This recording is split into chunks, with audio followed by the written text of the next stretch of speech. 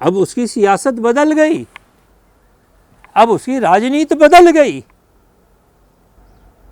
अब रीवा का राज्य भी नहीं रहा, अब तो लोकतंत्र है। लोकतंत्र में भला कहाँ राजे महाराजे? रीवा का वो राजा भी नहीं रहा जिसके लिए युद्ध लड़ा गया, वो वीर बलिदानी योद्धा भी नहीं रहे। लेकिन ये धरती तो रही।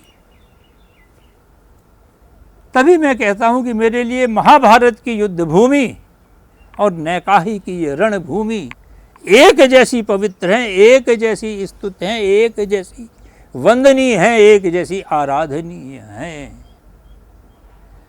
आज कृष्ण भी नहीं, कौरव भी नहीं, पांडव भी नहीं, अर्जुन भी नहीं, नकुल भी नहीं, सहदेव भी नहीं, भीम भी नहीं, दुर्योधन भी नहीं, कर्ण भी नहीं और धृतराष्ट्र भी नहीं, जिसके लिए 18 अक्षौणी सेना कट मरी, लाखों जीवात्माओं ने अपने मानवीय शरीरों का बलिदान दिया, लाखों पशु अश्व हस्ती कट मरे। किसी के साथ ये महाभारत की भूमि नहीं गई, एक कण नहीं गया, एक टुकड़ा नहीं गया, पृथ्वी से उत्पन्न एक वनस्पति किसी के साथ नहीं गई। वो तो जहां थी, जैसी थी, वैसी की वैसी शाश्वत है।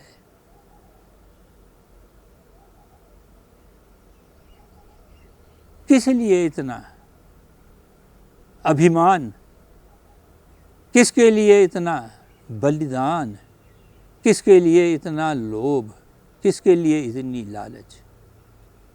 मत कर ए अभिमान, मत कर रे अभिमान बंदे, झूठी तेरी शान, झूठी शेरी शान। क्या जाने आने वाले 100-200 सालों बाद, 500 सालों बाद यह लोकतंत्र की भूमि, रीवा की भूमि, ये भूमि ऐसी रहेगी भी या नहीं रहेगी? न जाने कब कौन सा तानाशाह इस धरती की छाती को बम से, एटम बम से, परमाणु बम से, न्यूक्लियर बम से भर दे, विध्वंस कर दे, मानव जाति को भी समाप्त कर दे। लेकिन फिर भी मैं कहता हूं मेरे भाई, ये धरती तो शाश्वत है, ये धरती तो फिर भी रहेगी। इस धरती को कोई बारूद मिटा नहीं सकता। जैसे हर मनुष्य के शरीर, उसके गुण, रूप, रंग अलग अलग हैं, जैसे हर मनुष्य का भाग्य भी अलग अलग है, वैसे ही यह जो पृथ्वी है, यह धरती है, यह वसुंधरा है, यह धरणी है, इसके भी रूप अलग अलग हैं, गुण अलग अलग हैं और इस भूमि का भाग्य भी अलग अलग है। आप कहोगे अरे भूमि तो जड़ है, भूमि का भाग्य कैसे? तो मैं कहना चाहूंगा कि इसी भूमि के एक किसी छोटे से टुकड़े में देवालय बन उठता है, वह पूजित हो जाता है, सुपूजित हो जाता है। इसी भूमि के किसी एक छोटे से टुकड़े में कोई तीर्थ स्थान बन जाता है, बड़ा पवित्र हो जाता है, बड़ा वंदनीय हो जाता है, लाखों करोड़ों लोग जाते हैं उस तीर्थ में। तो इसी भूमि के भाग्य में देखिए कहीं ना कहीं स्मशान बनना भी लिखा है, कहीं ना कहीं यही भूमि रणभूमि बन जाती है। और जानते हो, भगवान ने किसी को त्याज्य नहीं किया, किसी को बहिष्कृत नहीं किया, किसी को भी असम्मानित नहीं किया। तो इस भूमि के जिस टुकड़े में श्मशान बन जाता है, वहां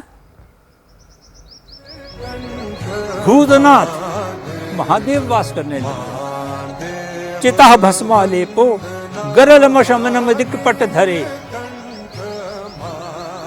श्मशान में शिव वास करने लगे।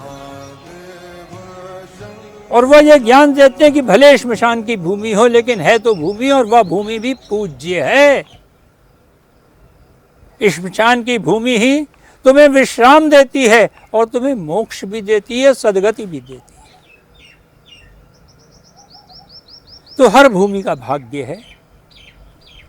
जैसे हिमालय की भूमि का भाग्य तपस्वियों की शरण स्थली है, देवताओं की शरण स्थली है, कैलाश है हिमालय की भूमि जहां कैलाशपति विराजते हैं। जैसे नैमिषारण्य की भूमि तपस्वियों की भूमि है, जहां कोटि कोटि तपस्वियों ने तपस्या की, वह नैमिषारण्य की भूमि वन भूमि। वैसे ही विंध्य की धरा भी है, विंध्य की भूमि भी है, और विंध्य की भूमि का भाग्य परम पुण्यदायी है।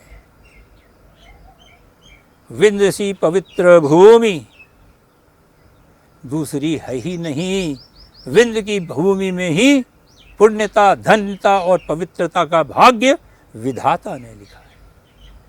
तभी तो परमात्मा श्री राम जब अयोध्या से निर्वासित होकर 14 साल के वनवास को चले,